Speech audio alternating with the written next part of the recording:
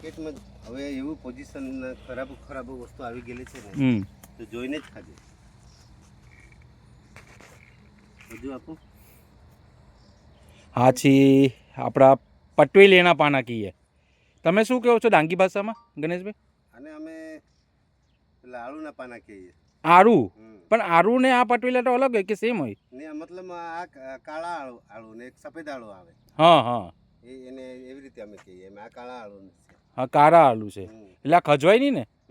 આ ખજવાય ને. આ ખજવાય એ છે? ખવાય ને.